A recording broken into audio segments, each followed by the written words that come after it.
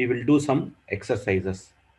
We have the table on the right hand side, and when we do the exercise we have to tell along with the sarvanama. First dhatu will be creed dhatu. The meaning of the dhatu is to play. I would request Megha Bhagini to tell the first dhatu. Afterwards, people can follow the method of telling the dhatu. Megha Bhagini, aham arambam karomi. क्रीड धातोः लटि परस्मैपदरूपाणि. क्रीड धातोः लटि परस्मैपदरूपाणि. भवती स्वयं वदतु. पूर्णं वक्तव्यं वा? सः क्रीडति. सः क्रीडति. तौ क्रीडतः. ते क्रीडन्ति. त्वं क्रीडसि. युवां क्रीडथः. यूयं क्रीडथ. अहं क्रीडामि. आवां क्रीडावः. वयं क्रीडामः. Can you tell the meanings also? सः पठति. सः क्रीडति. He plays. तौ क्रीडतः. They both play. ते क्रीडन्ति. They all play. त्वं क्रीडसि. You play. युवां क्रीडथः. You both play. यूयं क्रीडथ. You all play. अहं क्रीडामि. I play. आवां क्रीडावः. We both play. वयं क्रीडामः. We all play. Uttamam. Now this is how other dhatus have to be told. Has dhatuhu. Dhanyavada Megha Bhagini. Has dhatuhu. Rajaratnam Jayalakshmi. हसति. हसतः. हसन्ति. विद सर्वनामा. सः हसति. सः हसति. तौ हसतः. ते हसन्ति. त्वं हससि. युवां हसतः. यूयं हसथ. अहं हसामि. आवां हसावः. वयं हसामः. धन्यवादः. Meaning. Okay. He laughs. They both laugh. They all laugh. You laugh. Sorry. Patasi, you laugh. Yuvam hasavah. Sorry, hasatah. You both laugh. Yuyam hasatha. You all laugh. Aham hasami. I laugh. Avam hasavah. We both laugh. Vayam hasamah. We all laugh. Uttamam. Dhanyawad. Neil Shetty. Ram. खाद धातोः लटि परस्मैपदरूपाणि. खाद धातोः लटि परस्मैपदरूपाणि. सः खादति. तौ खादतः. ते खादन्ति. त्वं खादसि. युवां खादतः. यूयं खादथ. अहं खादामि. आवां खादावः. वयं खादामः. Now saha khadati. That means he laughs. Laughs no. He eats. Khadati is eats. Okay, sorry. He eats. Then tau khadatah. They both eat. Te khadanti. They eat. Tvam khadasi. You eat. Yuvam khadatah. You both eat. Yuyam khadatha. You all eat. Aham khadami. I eat. Avam khadavaha. We both eat. Vayam khadamaha. We all eat. Uttamam. Dhanyawad. Lata PL. Ram महोदय. नम धातु. सह नमति. सह नमति. He bows or he salutes? He salutes. Salutes, okay. He salutes. Tau namataha. They both salute. Te namanti. They all salute. Tvam namasi, you salute. Yuvam namataha, you both salute. Yuyam namatha, you all salute. Aham namami, I salute. Avam namavaha, we both salute. Vayam namamaha, we all salute. Very good. धन्यवादः. धन्यवादाः. वीणा होन्नति. नमस्कारः महोदय. रक्ष धातोः लटि परस्मैपदरूपाणि सः रक्षति, तौ रक्षतः, ते रक्षन्ति, त्वं रक्षसि, युवां रक्षतः, यूयं रक्षतः, अहं रक्षामि, आवां रक्षावः, वयं रक्षामः, सः रक्षति, he saves or protects, तौ रक्षतः, they both protect, they all protect, पठन्ति, त्वं रक्षति, you protect, युवां रक्षतः, त्वं रक्षसि, त्वं रक्षसि, you save, युवां रक्षतः, you both save, यूयं रक्षतः, you all save, अहं रक्षामि, I save, आवां रक्षावः, we both save, वयं रक्षामः, we all save. धन्यवाद. Excellent. रामकृष्ण राव. स्पृश धातोः लटि परस्मैपदरूपाणि सः स्पृशति, he touches, तौ स्पृशतः, they both touch, ते स्पृशन्ति, they all touch, मध्यमपुरुषः, त्वं स्पृशसि, you touch, युवां स्पृशतः, you both touch, यूयं स्पृशथ, you all touch, अहं स्पृशामि, I touch, आवां स्पृशावः, we both touch, वयं स्पृशामः, we all touch. धन्यवादः. धन्यवादाः. सौम्या हरीश कुमार. पत् धातोः लट् लकारः परस्मैपदी रूपाणि. पत् धातोः, एकनिमिषं. पत् धातोः लटि परस्मैपदरूपाणि. पत् धातोः लटि परस्मैपदरूपाणि. सः पतति, he falls. तौ पततः, they two fall.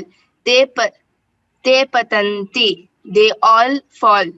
त्वं पतसि, you fall. युवां पततः, you two fall.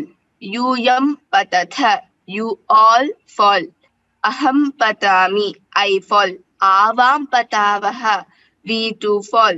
वयं पतामः, we all fall. Ram Ram Ram महोदय. धन्यवादाः. अन्नपूर्णा. राम राम राम महोदय. राम राम.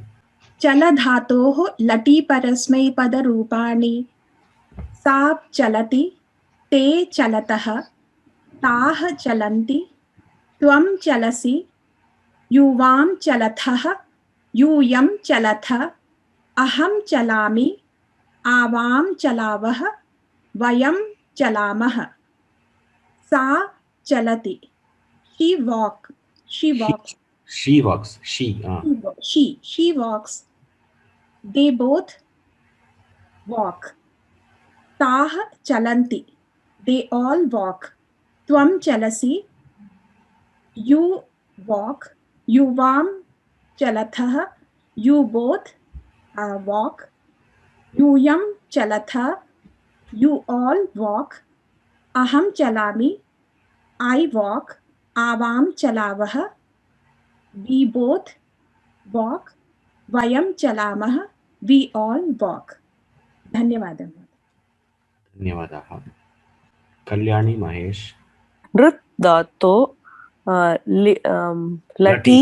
लटि परस्मैपद रूपाणि सा नृत्यति, she dances, ते नृत्यतः, they both dances, ताः नृत्यन्ति, they both dance, ताः नृत्यन्ति, they all dance, त्वं नृत्यसि, you dance, युवां नृत्यतः, You both dance.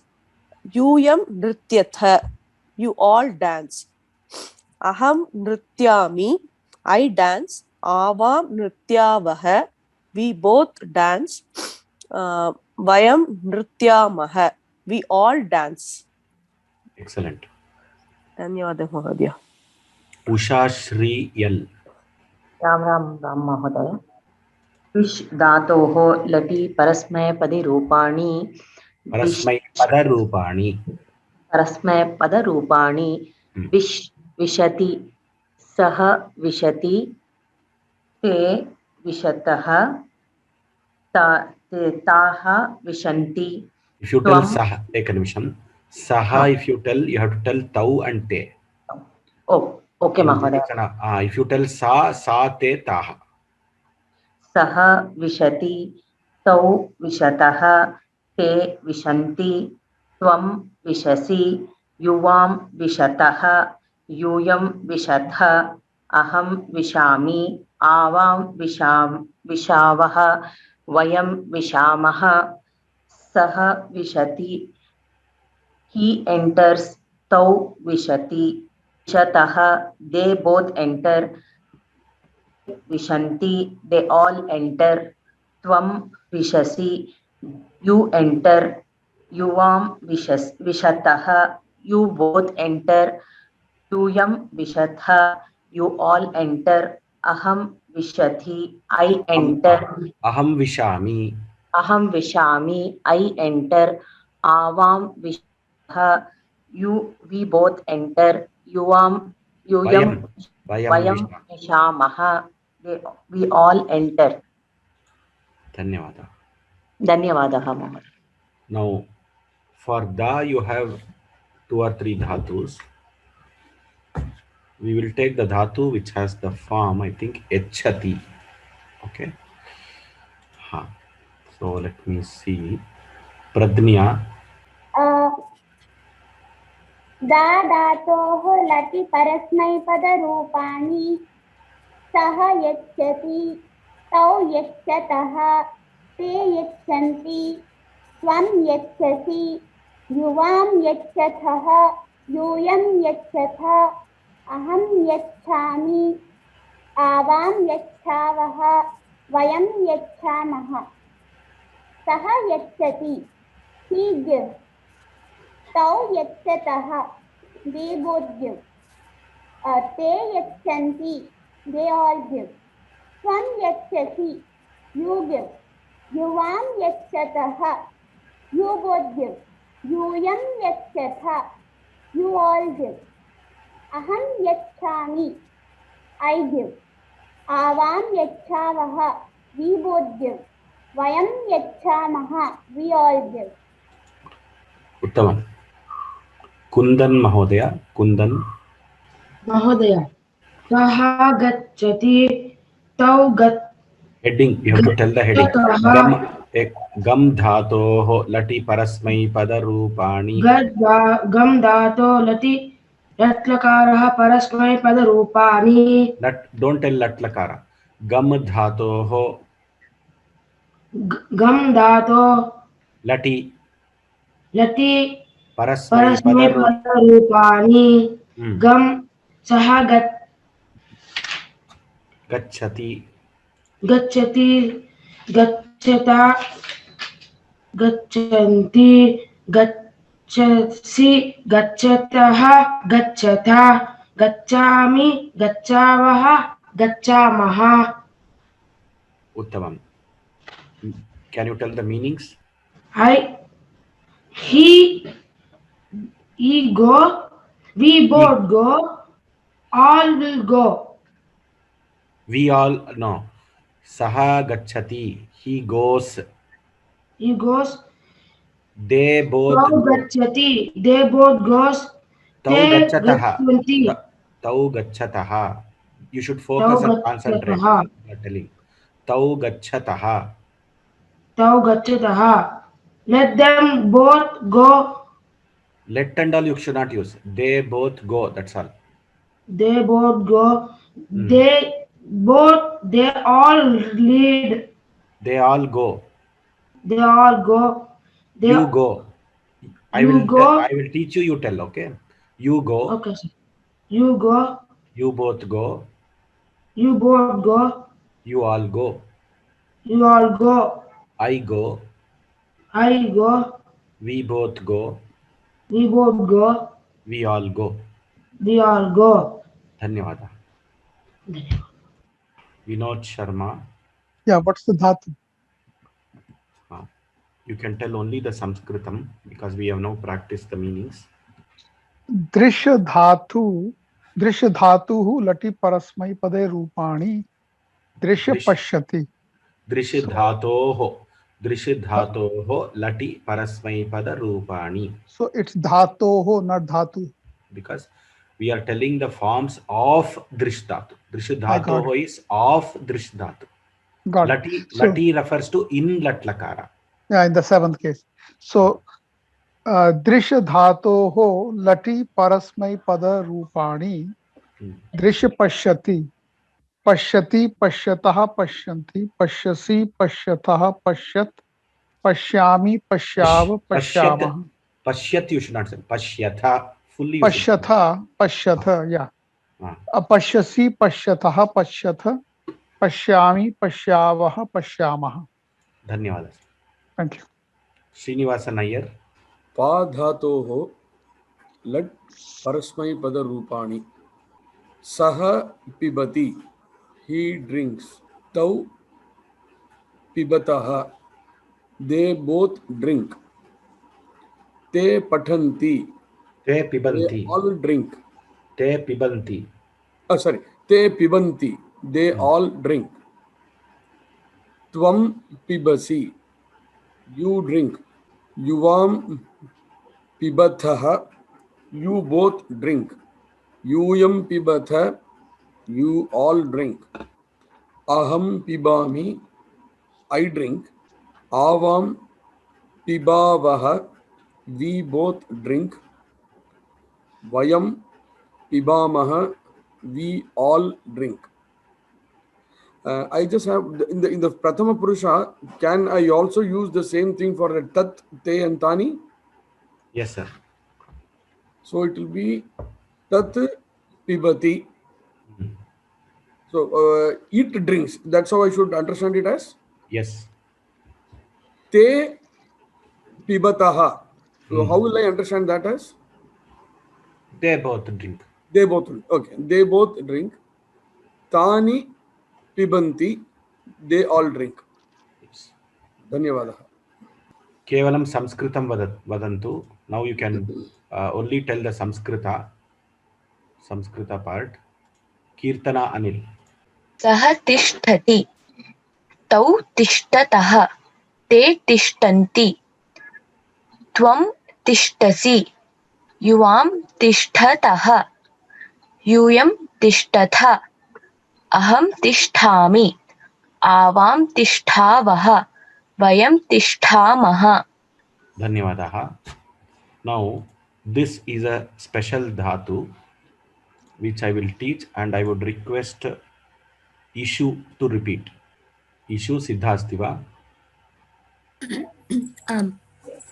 As dhatoh lati parasmai padarupani. अस् धातोः लटि परस्मैपदरूपाणि. अस् धातोः लटि परस्मैपदरूपाणि.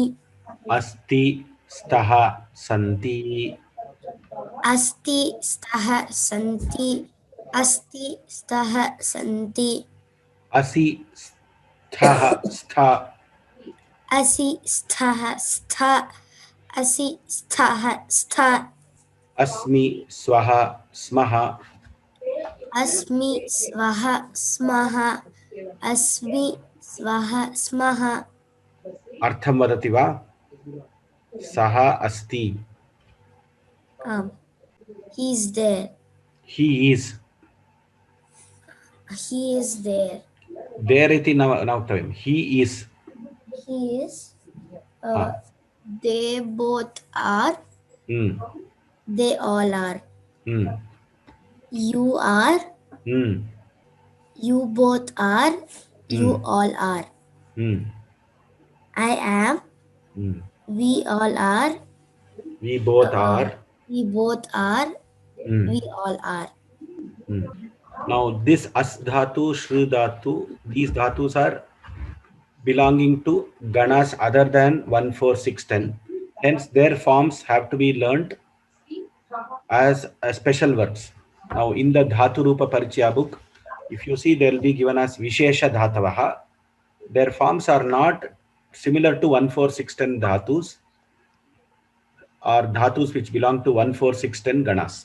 That is why we have to put special efforts to learn the forms. Similarly, I will teach this. I would request Radhika Raghavan to repeat. Shru dhatoho lati parasmai padarupani. श्रु धातोः लटि परस्मैपदरूपाणि Saha shrunoti. सः शृणोति Tau shrunutaha. तौ शृणुतः Te shrunvanti. ते शृण्वन्ति Tvam shrunoshi. त्वं शृणोषि Yuvam shrunutha. युवां शृणुतः Yuyam shrunutha. यूयं शृणुथ Aham shrunomi. अहं शृणोमि Avam shrunuvaha. आवां शृणुवः Shrun avam shrunvaha. आवां शृण्वः Vayam shrunumaha. वयं शृण्मः Vayam shrunmaha asti. Shrunumaha ityapi asti. Vayam shrunumaha. वयं शृणुमः Vayam shrunmaha. वयं शृण्मः Evam Uttama Purusha Dvivachane Bahuvachane, there are two forms. Rupadvayam Staha. Nyadhatoho. Nyadhato. Dhanyavada Bhagini. धन्यवादः Nyadhatoho Lati Parasmai Padarupani. Soumya Harish Kumar. Ram Ram सर. Nyadhatoho Lati Parasmai Padarupani. ज्ञा धातोः परस्मैपदी ज्ञा धातोः लटि परस्मैपदरूपाणि. Janati. जानाति. जानाति. Janitaha. जानीतः. Jananti. जानन्ति. Janasi. जानासि.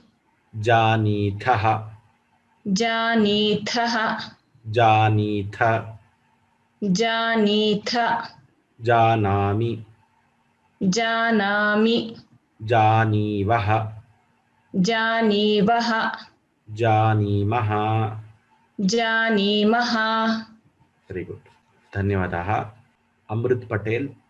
आप धातोः. आप धातोः लटि परस्मै पदरूपाणि. आपनोति. आपनुतः. एक निमिषम्. आपनोति. आपनुतः. आपनुवन्ति. आपनोति. आपनुतः. आपनुवन्ति. आपनोषि. आपनुथः. आपनुथ. आपनोषि. आपनुथः. आपनुथ. आपनोमि. आपनुवः.